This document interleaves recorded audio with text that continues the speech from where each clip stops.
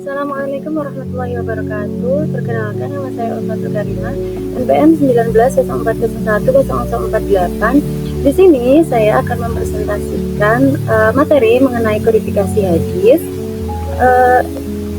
Ada beberapa hal yang ingin saya bahas. Yang pertama adalah mengenai bagaimana sejarah dan perkembangannya. Yang kedua, bagaimana pembukuan hadis pada abad ke-2, 3, 4 Hijriah. Dan yang ketiga, bagaimana pembukuan hadis pada abad ke-5 Hijriah sampai saat ini. Nah, Nabi Muhammad SAW itu sebagai sumber hukum Islam kedua setelah Al-Quran memiliki peran yang sangat penting dalam syariat dalam kehidupan Islam.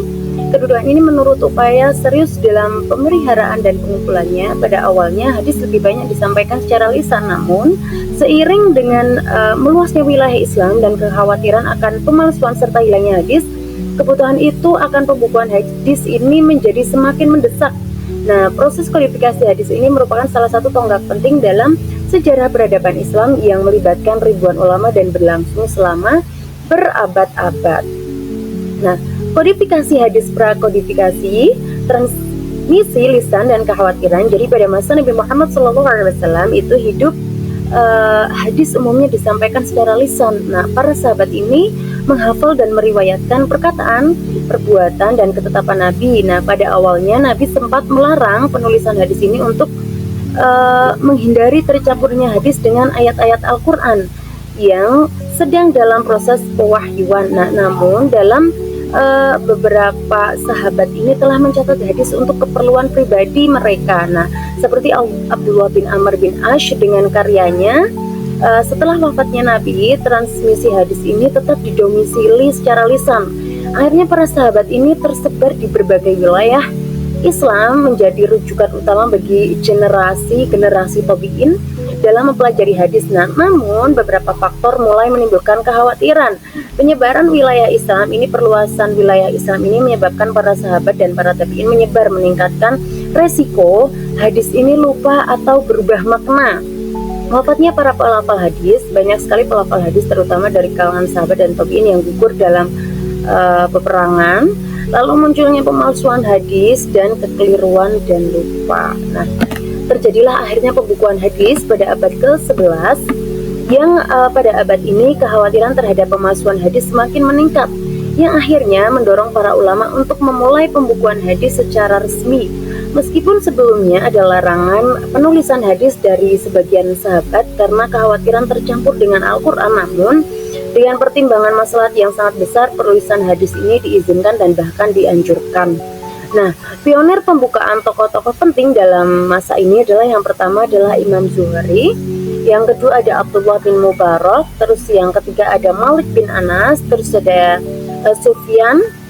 Nah, corak pembukuan pada abad ini, kitab-kitab hadis masih bercampur antara hadis marfu yang disandarkan kepada Nabi atau mauquf dan disandarkan kepada sahabat, dan maktu yaitu disandarkan kepada tabi'in.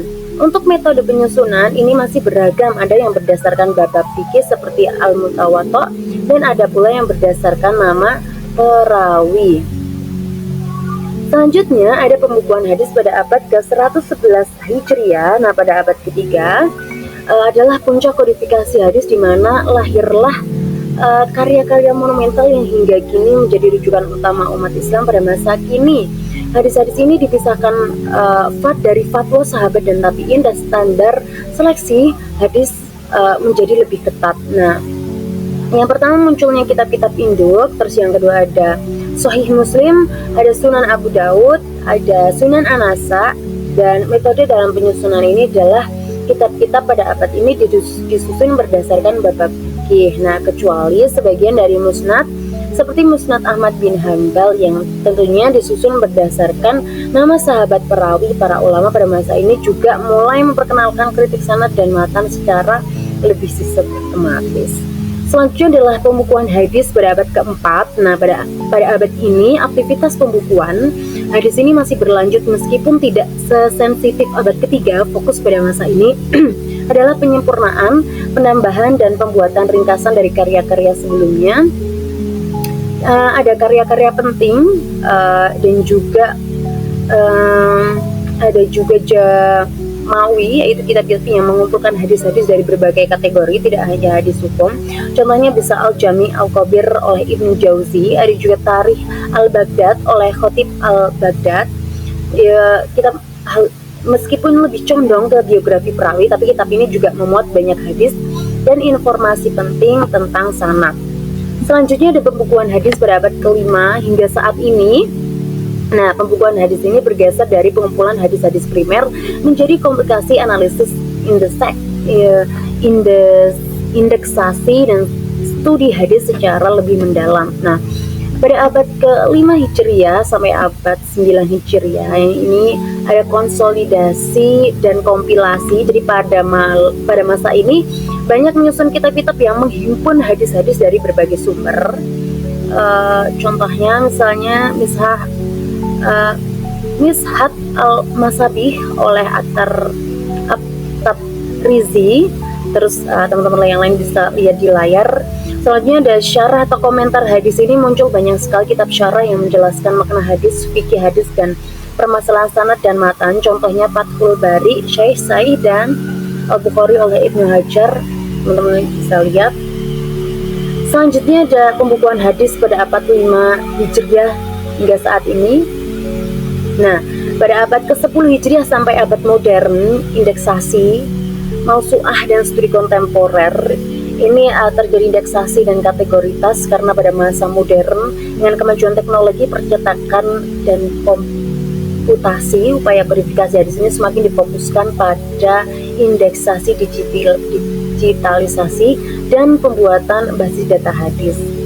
Teman-teman bisa lihat di layar. Terus ada juga studi hadis kontemporer, ada peneliti kritik hadis, ada digitalisasi hadis, dan juga ada pembahasan hadis. Nah, kesimpulannya adalah perjalanan kodifikasi hadis ini adalah sebuah epik intelektual yang mencerminkan dedikasi luar biasa para ulama Islam dalam melestarikan warisan kenabian yang dimulai dari langkah-langkah awal pembukuan pada abad kedua yang dipicu oleh kekhawatiran akan hilangnya dan pemalsuan hadis yang mencapai puncaknya pada abad ketiga Hijriah dengan lain-lain kitab dan seterusnya. Dan juga upaya kodifikasi ini bergeser menjadi konsolidasi, kompilasi, syarah, indeksasi, hingga digitalisasi hadis pada era modern.